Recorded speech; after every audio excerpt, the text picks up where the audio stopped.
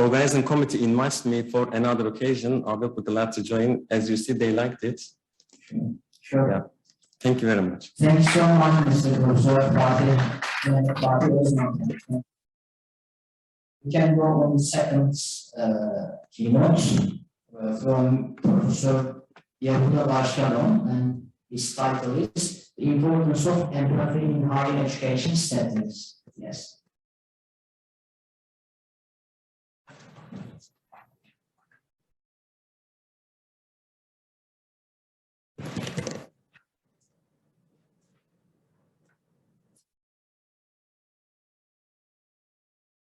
Can you hear me? Yes, yes. It's loud enough. So this presentation is going to be about empathy in the fields that we are so passionate about, education, and particularly higher education, but everything I'm going to say is relevant to high school, elementary, MA, PhD, any societal situation where you find yourself. And we did see a display of empathy in Professor Mehmet's presentation when he was speaking about his father. He was using a technique. When I say a technique, it's not a manipulation, but it's a way to generate empathy, because all of us, we want intimacy. And as you find out, when we strive for intimacy, we have to get self-disclosure. And we become vulnerable, and people can use it against us, but people can join in and be vulnerable too. And that's when the miracle happens. So I feel that it's Professor Mehmet created like a good starting point for this presentation. And the presentation deals, I will explain why I am so passionate about this subject. It went dark, so I guess that's not what I wanted. Okay, maybe I'm pushing the wrong one. Let's see. Can you show me which direction should I push? I'm a baby boomer, so I need somebody from generation Y. Yeah, no, that's, which one? Next page. Okay, great. Next page, yeah, that makes sense, right? So I'm going to give you examples of empathic leadership. I will give you definitions of empathy that may be useful. And then we are going to practice both in the virtual world out there and in the physical world here, these tools. And I really thank the organizers, the leaders here, and all of you for being present here. I think, by the way, I promise you that if you use the tools that I will present by the end of the presentation in your personal and professional life, your life will change dramatically.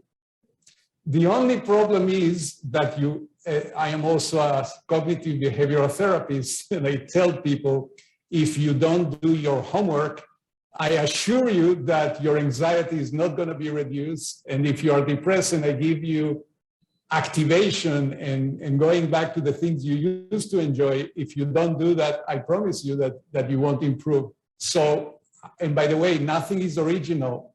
All the things I'm going to show you, I learned from very good people that I feel really very in depth to. So a few things about myself. And these are just the illustration slides.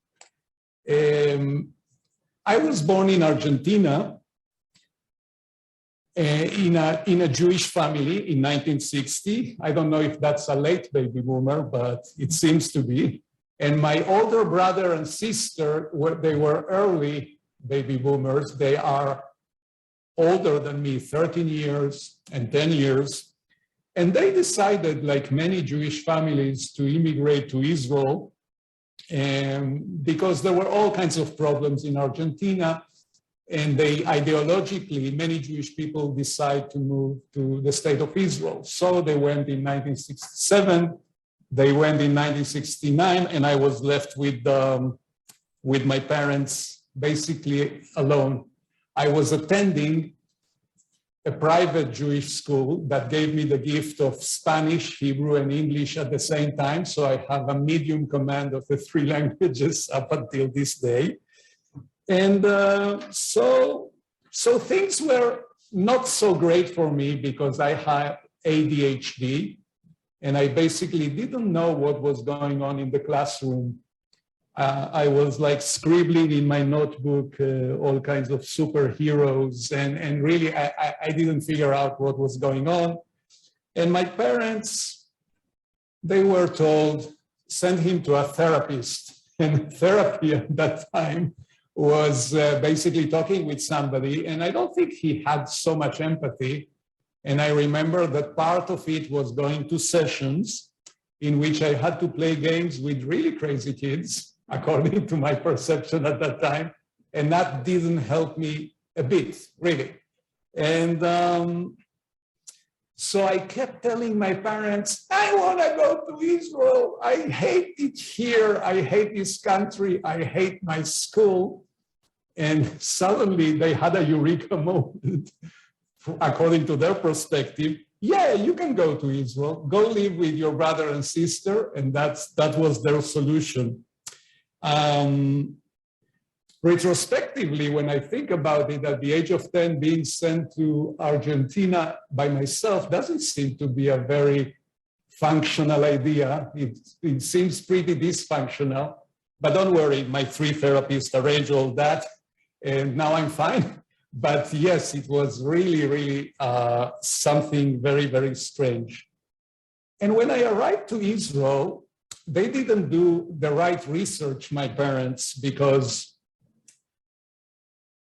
and yeah, remember what I told you about Professor Mehmet and vulnerability? And it's of course on purpose that I'm starting with a personal story. So here you can benchmark when do you use a personal narrative in order to help your students become more vulnerable. So when I arrived on the kibbutz, it turned out that my brother and sister kibbutz didn't have kids my age. So there was an agency in charge of putting you on a kibbutz. What is a kibbutz?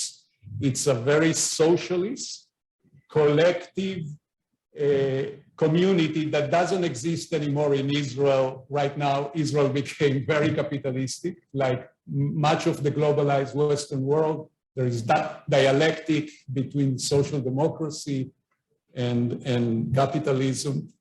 So in Israel, there is still a welfare state, et cetera, but it changed very much.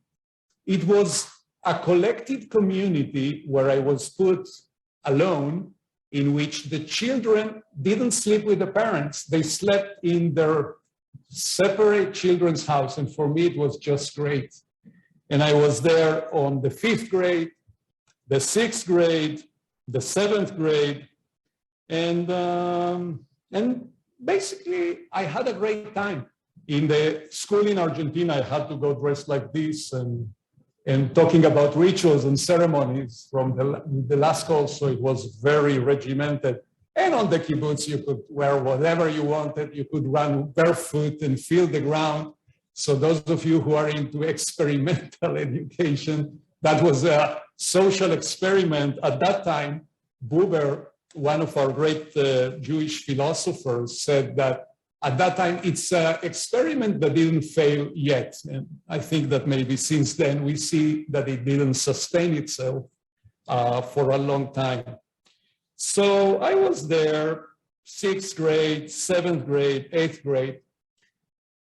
During that time, my parents immigrated to Israel. I didn't want to be with them. I was happy to see them every 2 weeks. But I didn't want to live with them because I was very happy on the kibbutz. And then a teacher changed, a new teacher came in, and she would walk, and we were sitting exactly like this. It's fascinating. It's really very weird to talk about it and seeing a classroom much smaller that was set like this. And from her, I learned body language. How can you show somebody with your body language that you really like her or him? And I also saw that her body language was very much related to the popularity of your parents on the kibbutz. Even if you didn't live with your parents, but she really divided the kids into families of the popular and unpopular. And I didn't have any parents, so she didn't have any body language to me. She would do something like this. She would look at the other kids.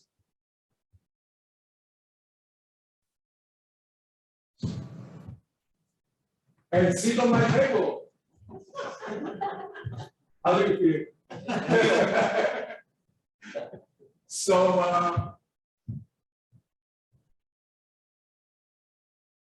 So the people who are back home, if it wasn't caught on camera, she would sit on my desk and I could see her back and her lower back. And I started creating practices of resistance. I would put chewing gum, but she had telekinetic powers and somehow protected her. And by the end of the year, she came over and said, you know, you don't fit here and you're not so smart. I mean, education is not for you. And right there at that moment, I started feeling like a worthless human being, like a very stupid person, like I'm basically worthless. But there was a part in me that didn't believe it. And I knew that my parents were very busy with their immigration crisis, right? And the immigration crisis is very strong because of the culture shock that many of you have experienced it. When the tools of the former culture suddenly don't work in the new culture and we are lost and we don't know what to do, it's an infantilizing experience. We feel that we have to relearn everything. For me, it was easy because in 3 months I was speaking fluent enough Hebrew. I kept my English and I kept my Spanish, but for them, it was really, really painful. At that time, they were getting better in their economical situation. They bought a pharmacy in Haifa, a northern city. I don't know if you know Haifa. It has the Baha'i gardens. The Baha'i religion is a very peaceful religion. And in Haifa, in a very poor neighborhood, they bought a pharmacy. And I called them in because I felt so bad about what was going on the kibbutz. I felt that the road is closed there. So I called my mom and I said, hey, Mom, I want to go and live with you in Haifa. I want to do the 9th grade in Haifa. And she said, okay. So that's okay. My therapist arranged that part also. But it was a very interesting experience for me to move to Haifa because there I met my second teacher. Remember the first one? And by the way, she's not a monster. All of us can do that. All of us can make the mistake of not seeing, not recognizing. Buber, the Jewish philosopher that created the dialogical empathic encounter, I don't know if you know this story, but back, I think, in 1914, he was in his house, engaged in his deep meditations and doing whatever, and he hears a knock on the door, and a student says, I want to talk with you. And you know who happens that a student really wants to talk with you, but you really want to do something else, and you want to leave? Okay, please work on your honesty. This is really, oh, thank you. 100 points for honesty, and later those that want to acknowledge it privately, there will be a long line. Yes, sometimes there are people that we want to give them 100% attention, but if we did that, we couldn't survive because we will be suffocated. Buber had that experience with that young man that came with existential questions. Buber was correct, he was smiling, he was polite, but he felt that he didn't give 100%. And then there's an historical debate whether this student committed suicide or died in the Great War, but it doesn't matter because for Buber, it was a traumatic experience. maybe something would have changed in his destiny, if you're Buddhist in his karma, if you are religious in what Allah wanted, or Ecclesiastes or Kohelet in the Bible, Christian and Jewish, but you know. So there are many spiritual ways to interpret it, but Buber created the whole dialogical, empathic philosophy from that missed encounter with the student. So luckily I had such a teacher. Teacher Sima, this is just an illustration, you cannot Google her because I think she died quite many years ago, but teacher Sima, she saw me and she said things like, wow, or first she asked me questions. Tell me about your life. Tell me, how does it feel to move from the kibbutz to Haifa? Tell me how it feels to be an immigrant in Israel. Tell me what you feel about yourself, about the country. And I saw how she opens, by her asking me questions, she was opening doors within myself to find my inner potential. And she started saying things like, oh, you are very smart and you are very capable. And I started believing that, and I became an excellent student. And that's, thank you. Save them for later. Well, let's practice. It goes one hand here, one hand here. We make, okay, later. But I really appreciate that. Later you can help me when we do a simulation if you want. She really helped me. And I think all of us want to be like teacher Sima and not like my first teacher on the kibbutz. And she really, by her empathy, by her ability to see me as I am with the needs that I have, and she wasn't like that with me, she was with everybody. It was her nature, her nurturing. And right then and there, I understood that our parents, or if we don't live with our parents, our uncles or caregivers or grandma and grandpa that raised you, in that microsystem, it's very important that we have caring relationships, but they are never enough.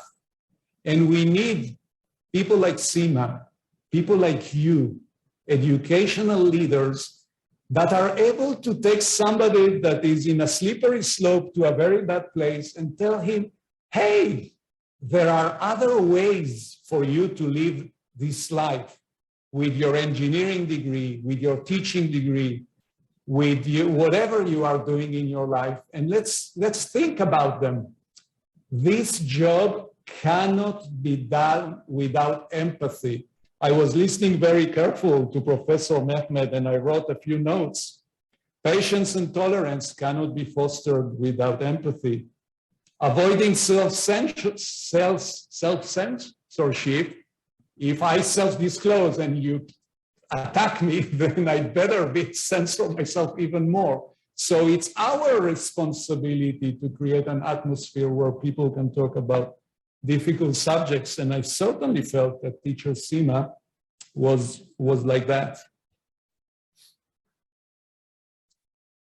And about the cultural shock that I told you before, it's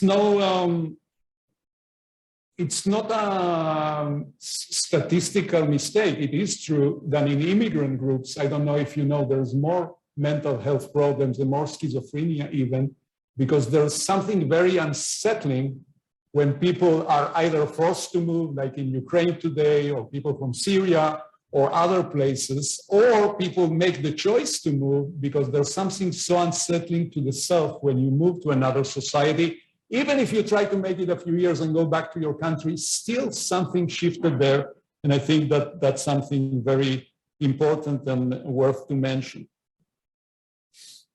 I want to move on. And with the constraints of time, I want to move forwards. What I'm going to teach you later on in the 5 secrets part of effective communication is exactly, it's exactly how to engage in a empathic encounter, and I'm going to try to give you a recipe that you can really follow. And I, you know, after so many years being an investigator, teacher, and therapist, I still use the checklist because we tend to forget how to be empathic, and it's something that we have to actually practice all our lives. So, following Professor Mehmet's advice, we'll go to the generation, the last generation, what's their name? Where they will find the information about empathy, and we would go to the source of all knowledge, that of course for them it's Wikipedia. And we find there that empathy is the capacity to understand or feel what another person is experiencing from within their frame of reference. That is, the capacity to place oneself in another's position. Definitions of empathy encompass a broad range of social, cognitive, and emotional processes, primarily concerned with understanding others and others' emotion in particular. Types of empathy include cognitive empathy, emotional or affective empathy, somatic empathy, and spiritual empathy. And we can go to the Merriam-Webster one, which would say that empathy is the action of understanding, being aware of, being sensitive to, and vicariously experience the feeling, thoughts, and experience of another, of either the past or present, without having the feelings, thoughts, and experience fully communicated in an objectively explicit manner. But I want to leave you with the shortest and one that is easy for us to remember, and it is effective. So if we would like to shorten the definition of empathy, we could say that empathy is defined as one's ability to identify, understand, and experience others' emotions. So that's what happened to me with the teacher Sima, and did not happen to me with the first teacher. She didn't see me in Charles Taylor's recognition semantics. She misrecognized, or she didn't recognize me at all. I was not there for her. So before we continue, let me tell you, you know, the kibbutz was a community of European Jews, the elites of Israel. And I was left with very strong antagonistic feelings against the kibbutz movement and against Ashkenazi European Jewish elites in Israel in general. And I'm half Sephardic. My mom's origins are from Spain, my father's from Russia. So as a revenge towards the kibbutz movement, I did a very strong revenge. I searched for the most beautiful kibbutz woman I could find, and I married her. Later on, I realized that I quite like her, and we still live together 42 years later after we met, raising 3 kids who are now adults. And I will try to figure out which generation they belong to. I would like to share with you some ideas of increasing empathy in higher education following my formative experiences as a teacher with at-risk youth, and then as a researcher, investigator, and counselor and therapist. How it plays a crucial part. I did investigations on schools that create unusual encounter between very different people. Jewish secular people with Jewish religions, Arab, Muslim and Christians, and Israeli Jews. Physicians who got patients that had chronic pain and somehow they miraculously cured them. And you know how they cured them? I'm thinking about one interviewee, Dr. Matalon. People would come with all kinds of things, and he told us that he felt like the trash can of the medical field in Israel. And he got all the unexplained somatic pains here and there. He himself, being a family doctor, an MD, went to 3 years of psychotherapy school, and he started talking and listening to people and sometimes putting a social worker. And lo and behold, when people express their family problems and this is going on in my life, suddenly all the somatic manifestations of the emotional pain were gone, because many times when we have, not always check with the doctor, but sometimes we have a somatizations of internal emotional turmoil. And a good physician that just listens, but today, you know, you go, at least in Israel, 5 minutes to the computer, okay, go out. But the old school physicians that take the time to talk with you and see what's going on in their life, today there's a lot of research on how that itself alleviates. You can stop at the family doctor, you don't need to go to the specialist, because not always, please be careful with that, but many times it's a somatization. So this impact had some impact in Israeli society. President Rivlin invited me before I went to go to Mexico to become the president of a university there. And then I escaped from Mexico because of the pandemic.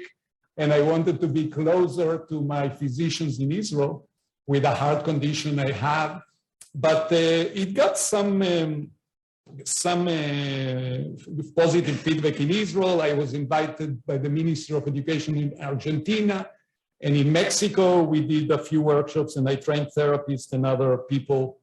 And I want to show you one example, and that's of the father priest Emil Shufani. He's a Christian Arab, and it's a very interesting case. He, as a Palestinian who is a citizen of Israel, there are different terminologies, Arab Israelis or Arabs who live in Israel, or Palestinians, or 48, or whatever way you want to call them. He experienced lots of suffering in his family when Israel won the war in the 48 war. There was a narrative of expulsion and people being killed. And he was asking himself existential questions about what does it all mean, this human suffering. And he was a very, very devout Christian, and he got very deep in Christianity and Christian theology, and he was always looking for ways for different groups in Israel, mainly Jewish Israelis and Muslim Arab and Christian Arabs Israelis, to all learn how to live well together, despite the conflicting narratives in the very complicated Israeli political context. So Father Shufani was able to promote many initiatives, such as taking 3 times a year his Arab students to a Jewish student school, and they would visit back and forth in order to foster understanding, all with the principles of empathy that you are going to take from me today to use. That's the basic, how to use techniques of empathy. And then he decided to go one step further. That he did, these efforts were done when he was the principal of the St. Joseph School in Nazareth in Israel. And then he said, I have an idea. And this idea is very daring. I cannot understand why the Israelis are so scared. They seem to have the best pilot, the best elite units, the nuclear weapons. What are they afraid of? And then he realized, talking with the Jews over and over, that the Jewish people have thousands of years of wandering, and the example of the Nazi regime and what it did to them, the 6 million people being killed. So he understood, and he told the Arab academic leaders and the educational leaders, let's go together as leaders to Auschwitz. And I'm sure that there, in this symbol of human suffering, because for him it was not a Jewish thing. It is like one philosopher in Israel, Yeshayahu Leibovich, the late Yeshayahu Leibovich, says that the Nazis are just an example of what happens to innocent people when they fall in the hands of an evil government. So but many Palestinian leaders told him, we will go if first the Israelis acknowledge the pain created to us Palestinians by their actions. And he said, let's not make it conditional. Let's just go. Let's just trust the process. And I don't know how he did it, But when he was there, it was the first time that the Palestinians could talk about their pain, both as individuals and as a collective, and the Jews talk about their pain. And they just met there as human beings who suffer, coming back to an Israeli society, deciding together to create a coalition of how to make a better world.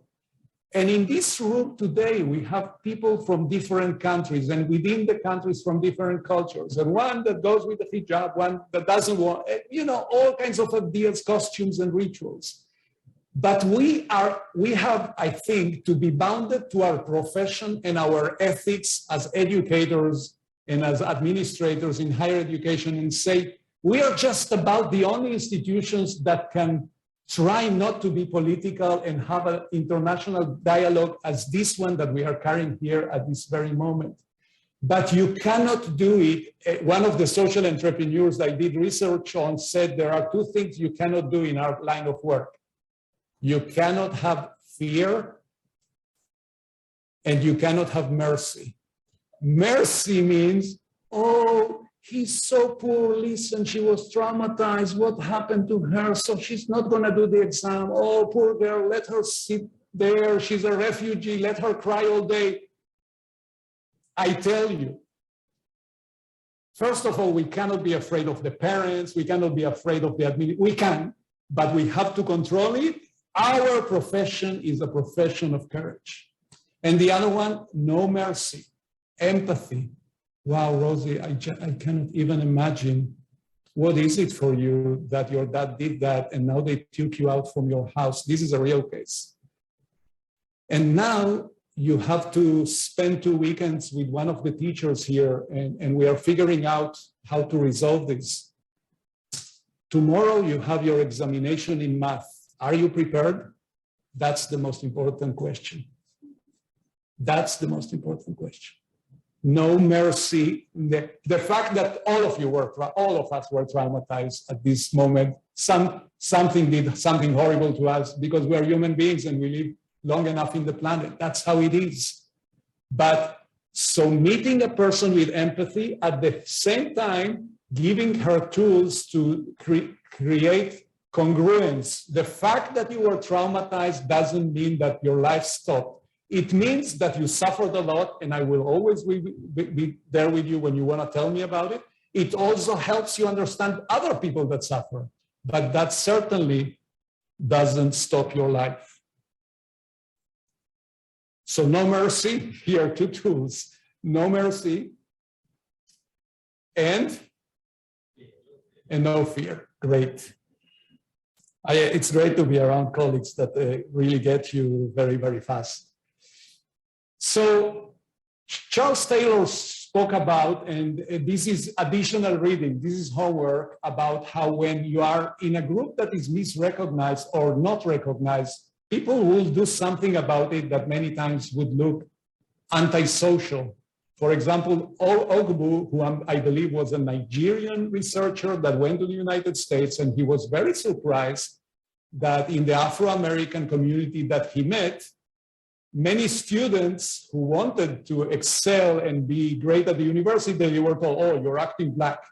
So it's like you are missing the loyalty, and there are all kinds of processes that happen, like the internalization of oppression, that if your ethnic group is being told over and over that there's something wrong with you, then you start believing that, indeed, there is something wrong with me.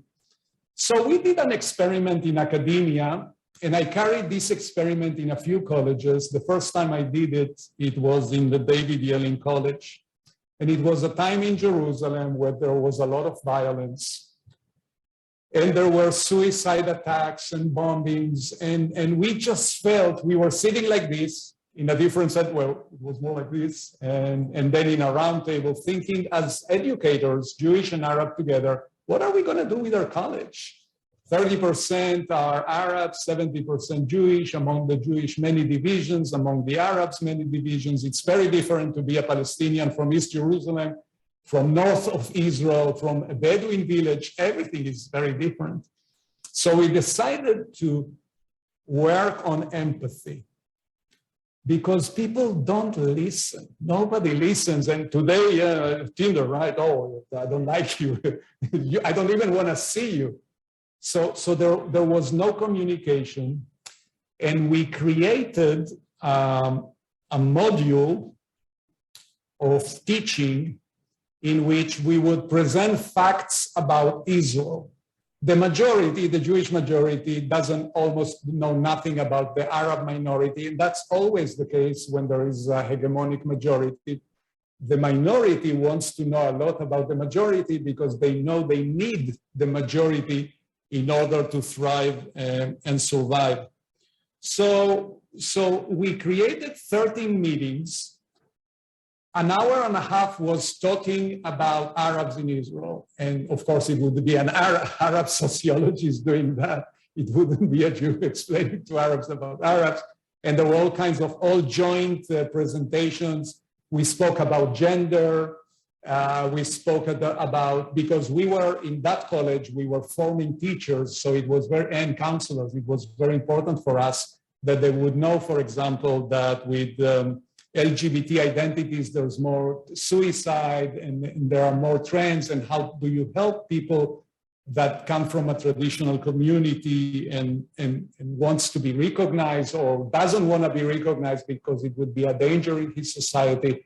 So we created this module, and many Arabs and many Jews among the participants felt that we are imposing on them this encounter. And that's also a big dilemma. Do you make it by choice, or do you tell the people, if you want to be a teacher, that's the ethics of our profession? It's like the physicians are told you have to treat anybody. So as a teacher, it's a humanistic profession. It's a human rights profession, actually. So you have to get to know people, and we want to give you these tools of empathy. So we did many exercises, and in the workshops, we started with just listening to each other. So one of the exercises we did, it's true that I am something, but I am not something. And I'm going to show you a few of the things that Professor Mehmet said, avoiding self-censorship. So here we are, now we have practical tools. And an Arab student say, it is true that I am Muslim, but I'm not a suicide bomber. And he knew that every time that he goes into a public bus in Israel, in Jerusalem, there are Jews that look at him scared of that possibility. And I admired him to be able to be so honest. It is true that I'm Jewish, but I don't hate Arabs. So she was basically saying, if I am on that bus and I'm looking at you, it just means I'm looking at you. Maybe you're a nice looking guy, but I don't hate Arabs. So it's all about how to deconstruct these stereotypes, and people inviting each other. Don't look at me as a stereotype. If I have a hijab, it can mean lots of things. Don't judge me as less of a person because that's the way I decided to go around.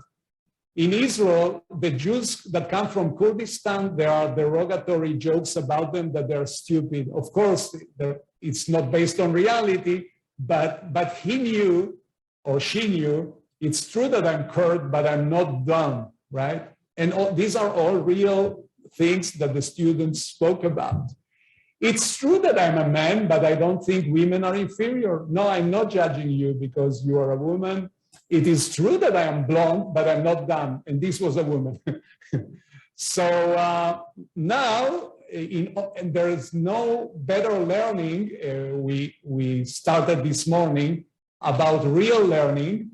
So, your heart is going like, I'm going to actually ask you to do something. And you're going to turn to the person next to you, and you're going to think about one of those stereotypes. For example, it's true that I'm blah, blah, blah, but I'm not blah, blah, blah. and just say it and see the response and let the other person ask you one or two open-ended questions maybe, and then change roles. What is the level of anxiety in the room right now? From 0 to 10. Okay, everybody find a partner and do the exercise. And don't share if you don't want to. Oh, no, it is not permitted not to do the exercise. I'm using my executive power, turn to the other, and in the worst case scenario, repeat something that you think a student would say if you want to take it away from you. Go ahead.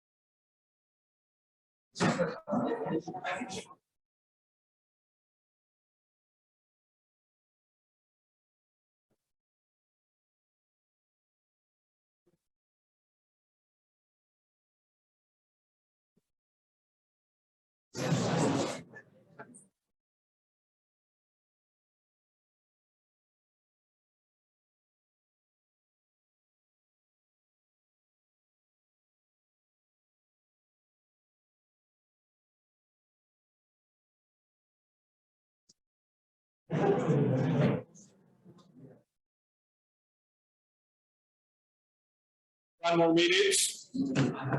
And the virtual friends are doing a great job in the chat room.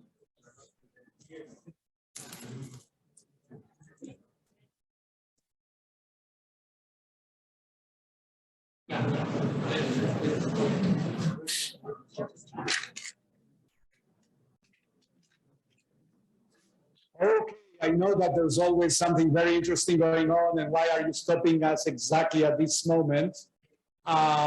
People are optimistic if they think I can read what's on the chat there. Oh, somebody says, amazing presentation. Oh my gosh, this is one of the secrets of effective communication.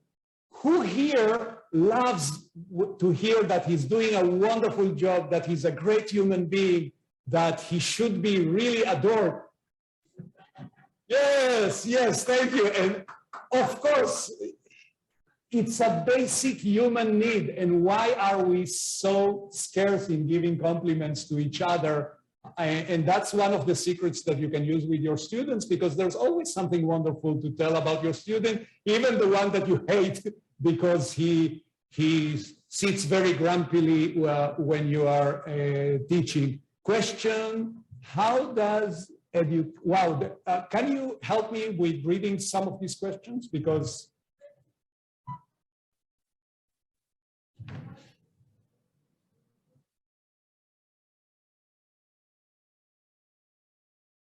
I'm going to have to choose.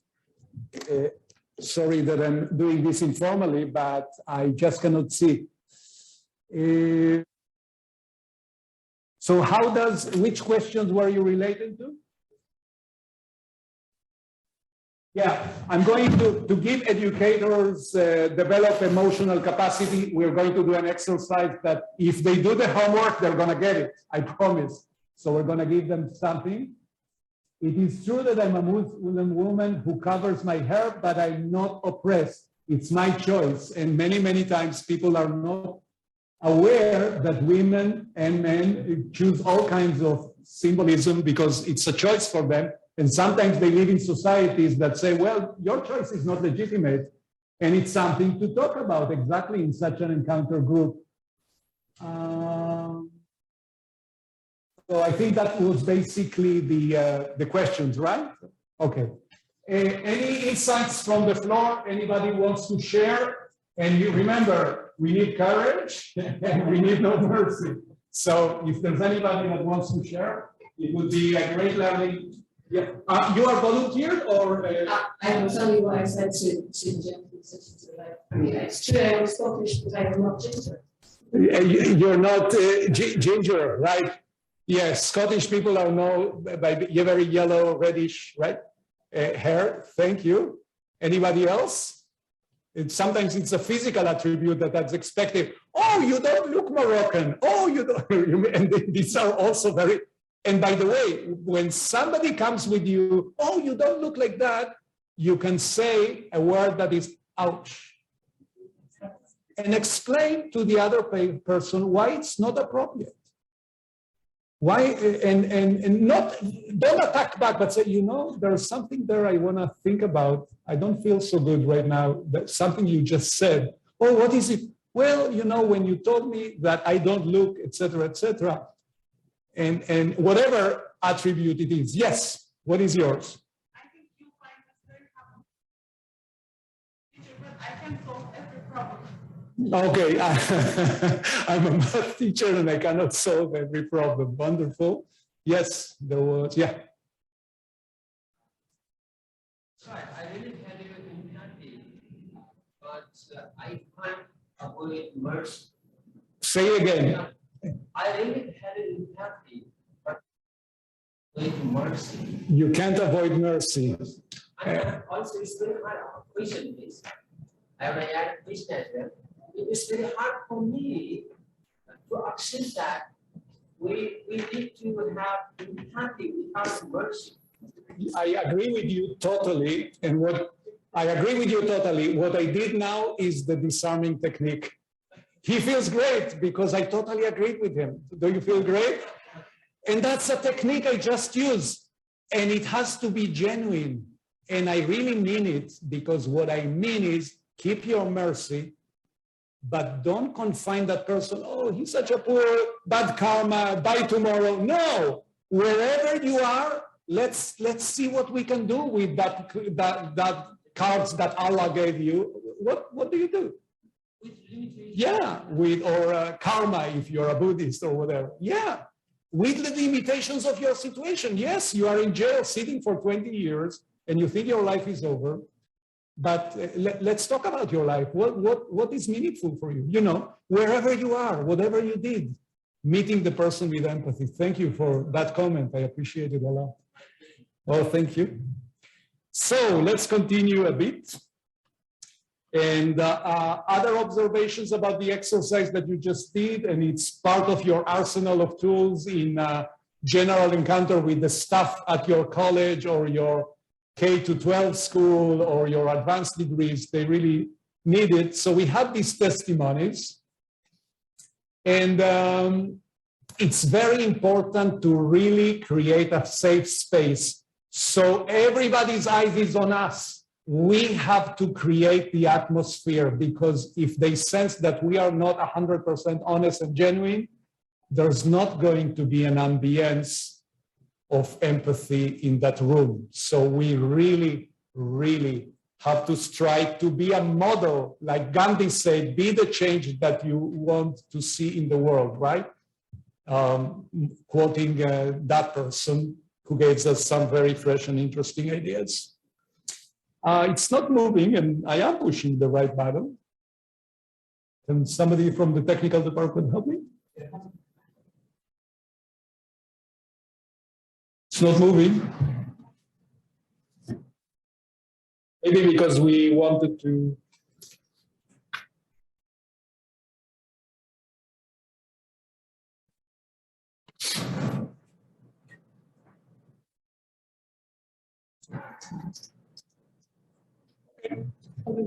Leave it here. And which one shall I push? This one. Okay, great. So I already shared the student thoughts about the empathic safe space, and I wanna just show you Joel Westheimer. He's a professor in Canada, and he created a typology of what kinds of students we want. Do we want a just personally responsible citizen who is just listening and doing little things for like tzedakah for society? Or do we want, and it's a rhetorical question, because I would like our students to be participatory or justice-oriented, which is a higher level order. we live in a world today where all of us are not doing enough to protect each other and protect the species and protect the planet and protect the common good of humanity as our dignitaries said in the morning. Basically, that is what this conference for. And if we want to create justice-oriented citizens, or at least participatory, that want to be involved and create a change, we must create an empathic, open dialogue. After all, Paulo Freire, who was one of the initiators of a movement for change and using education for social change, took from Buber the dialogue idea and made it as a social action mission. So here I'm going to give you the 5 secrets of effective communication. I promise you that today you can start changing your life. The bad news is that you have to do the homework. The good news is that if you do the homework, you will text me and say, Yehuda, this stuff really works. And I have no ego with this because I learned it directly from Dr. David Burns from Stanford, one of the greatest psychiatrists in the world. I'm a cognitive behavioral therapist. After I got all kinds of accomplishments in academia, I felt sort of an empty feeling at the age of 50. So I went to one of the schools I did research on and I said, I want to be a teacher. And they said, no, we need an educational counselor. I went back to school and did another master's 20 years after my PhD. And I did it in counseling. And then I said, I want more techniques.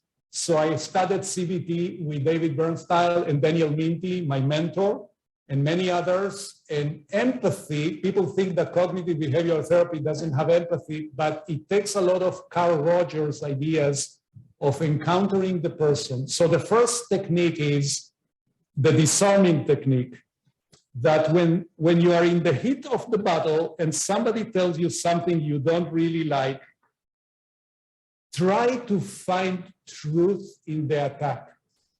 A student tells you, you promised to grade the paper a week ago. So what is the right response? You're right. I promised to grade you the paper a week ago. And you will see, don't start giving excuses. Don't start, just acknowledge. Some of my colleagues work with psychotic patients in therapy. That's a different field. So if somebody says, oh, I feel that through the Turkish flag, you read my thoughts. Should he say, yes, you're right, I'm reading your thoughts through the Turkish flag? No, because that would not be true. What could be a disarm to somebody in that mental condition? Mahmoud, I am so sorry. I must be doing something that makes you not trust me. Can you tell me a bit more about how you feel about me? So I'm hearing the music behind the words and I'm trying to agree with something that is true. He's not trusting me. And probably for a very good reason. So I like, by the way, in our style of therapy, we like to measure every session, how was I with empathy? And we always fail at the beginning because every human being is different.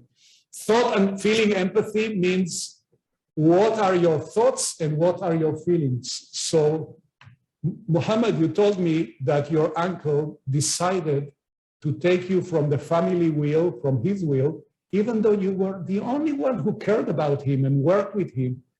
And I see that you're angry, but I imagine that you feel perhaps hopeless and frustrated by such a situation. That's a thought and feeling empathy. And if a student talks about an event at war that the refugees say, wow, it must be so difficult that you don't know what's going on with your mother. So very simple, giving it back, but not like a parrot. Oh, you're telling me that your family was left in the Ukraine, but you're not. No, it has to be with genuine presence. And here comes something that can change the equation. I feel. How do I feel when I listen to the story? Mahmoud, I feel so sad to hear that your uncle decided. And if somebody did something wrong, I would say, wow, I feel very angry at Muhammad because he told you to do that. I mean, how could he? And of course, it has to be a very careful self-disclosure when you talk about another person, but communicate the real human feelings you feel at the moment. And in a very strong argument, it can be, I feel very angry right now, and I love you very much. I feel like I want to strangle you. So that's why it's a good idea, because I respect you so much and care about you, that we don't talk. That's also okay to put very clear boundaries. Inquiry are all these gentle questions, open-ended. Sarah, can you tell me a bit more? How did it feel when your ex told you that he's leaving you in a text message? I mean, I get angry. Again, I am interplaying the different secrets. And the last one, affirmation, stroking, the one that we spoke before. Wow, Sarah, you decided to go back to school. You became a single mom with 2 kids, but still, you're going to be the first one in your family who's going to have a college degree. I just admire you for that. I don't know how I could have done that. So these are the 5 secrets of effective communication that are a condensation of Rogerian ideas that David Burns and the followers of his school, we try to use them in every setting.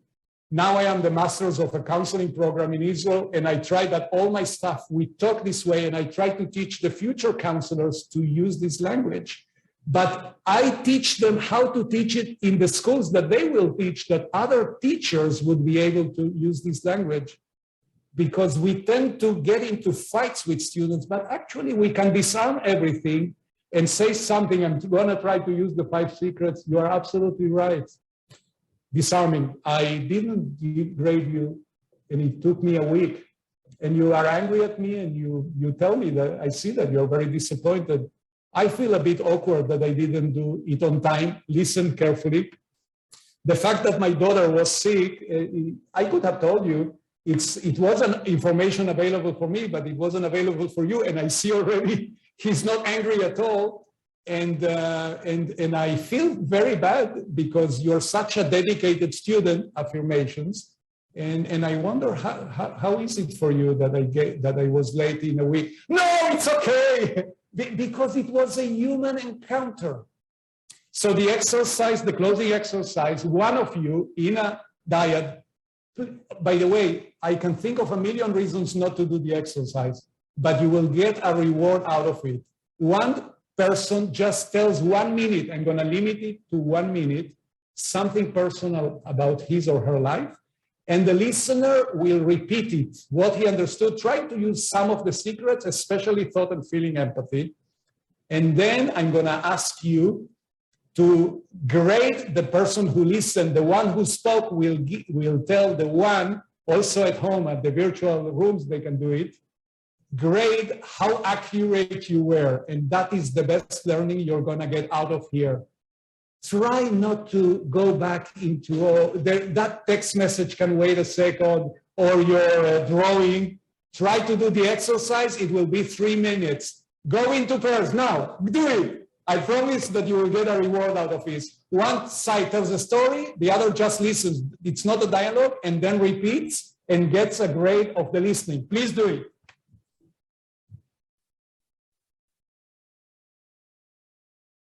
Okay, folks, come on. Come on, guys.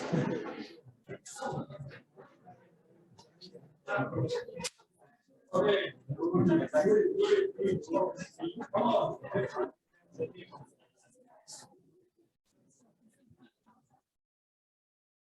I'm not looking forward to do this. Let's do it. Come on, try.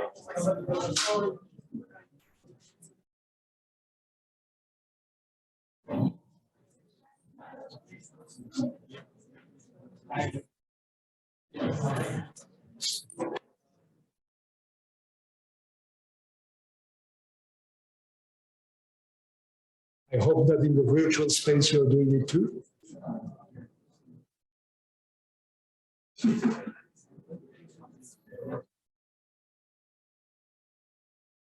Thank you, Taisio, my friend, Professor Taisio.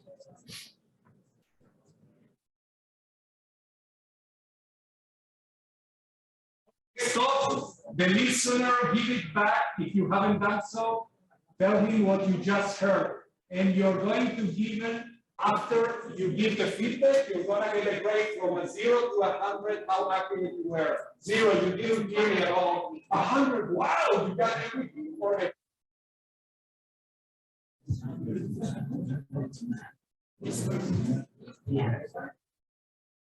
Start with the good things. You really got this, but maybe you could have gotten that also.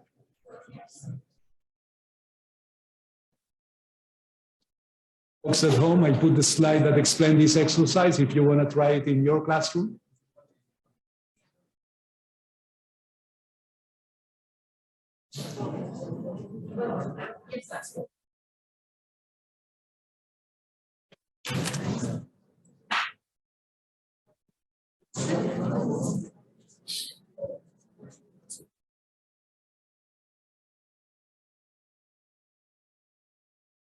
Okay, I know that it's doesn't do justice to the technique. Maybe we should have just done that the whole lesson, and it will be experiential learning.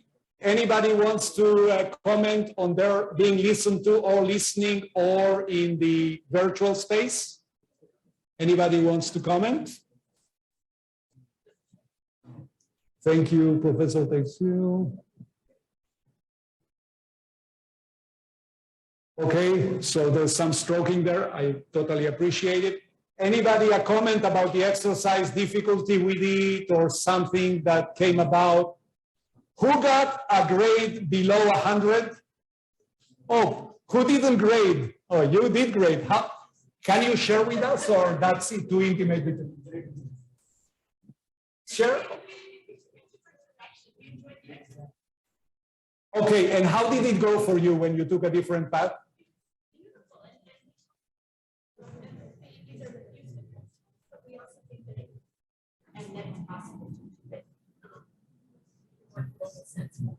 Yeah, using other principles, but I think that what I'm getting from you, and it's very important, you have to come with the vibe that you are willing to take risks and to create the boundaries and safety that something good is going to happen in this hall when we, as human beings who connect in here for the first time, some of us, or in our college class, or in our K-12, we take an opportunity to create a better world. So let me just summarize, because we're also thinking of lunch, and that's very, I have to give empathy to that, that we gave some basic definitions of empathy. We got some tools of empathy, and I gave you some ideas of implementing more of it on your settings. So if you want to be in contact, you just put the Yehuda Bar Shalom, that's my website.